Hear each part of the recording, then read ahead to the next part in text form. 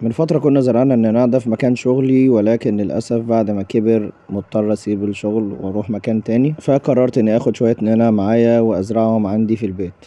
ولكن طبعا للأسف مكان شغلي كان بعيد، وعلى ما روحت البيت كان النعناع دبل وما كنتش قادر خالص أزرعه.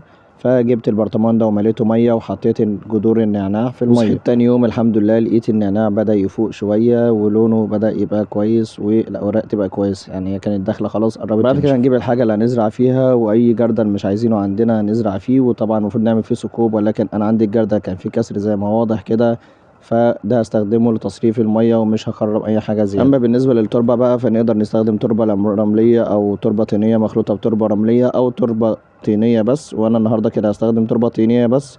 واللي في الفيديو اللي فات كنت بستخدم تربة رملية بس اللي هي في الأرض. بعد كده هجيب الشتلات بتاعتي وهبدأ أفصصها واحدة واحدة. والهدف من كده ان احنا ما نعملش تكتل في الشتلات او ما نحطش اكتر من شتلة في نفس المكان عشان ما ينافسوش بعض والجذور ما تضايقش بعضها. وعلى فكرة الجدر نفسه طالما حي من غير الأوراق دي ممكن يتزرع عادي جدا وهيطلع شتلات، يعني الجذور دي نفسها كده لو اتزرعت ممكن تطلع عادي نعناع بعد فترة مش طويلة كده. وغالبا أصلا المزارعين اللي بيزرعوا نعناع في الأرض بتاعتهم بيجيبوا جذور، مش بيجيبوا شتلات زي كده، بيجيبوا جذور ويزرعوها. دلوقتي احنا بنفصص النعناع، هنختار 3-4 شتلات مثلا عشان نزرعهم في الجردل ونبعدهم كده عن بعض عشان نقدر نختار الشتلات دي. كده بتبقى مجموعة شتلة ولكن فيها كذا جدر. ده كده شكلها اهو. هنختار دي وهنختار كمان برضو 2 أو 3.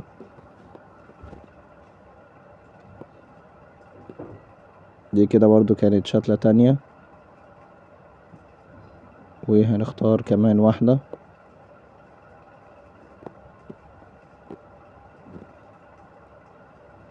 بعد كده هنبدأ نجيب الجردل بتاعنا اللي هنزرع فيه، وبعد كده نجيب التربة بتاعتنا اللي احنا هنزرعها.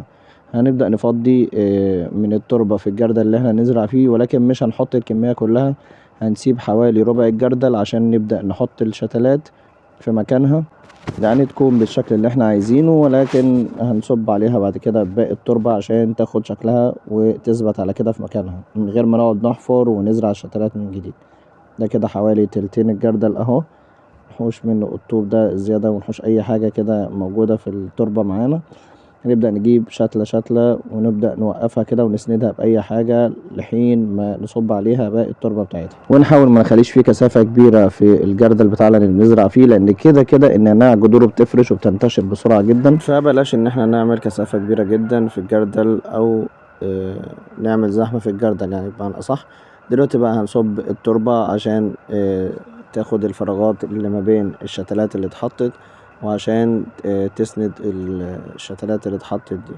نبدأ نفرشها كده واحدة واحدة بالراحة، ولكن لو لاحظنا كده نلاحظ ان في فراغ بين الثلاث شتلات دول، فاحنا ممكن نجيب فيه شتلة رابعة عشان الكثافة تكمل او الشكل يكمل. ودلوقتي بقى هنروح نجيب الشتلة الرابعة ونزرعها جنب الشتلات دي، وهناخد كده شتلة خفيفة ما تكونش برضو تقيلة او جذورها تقيلة يعني، ولو جذور كتيرة فيها هنخفها برضو او نقطع منها عادي.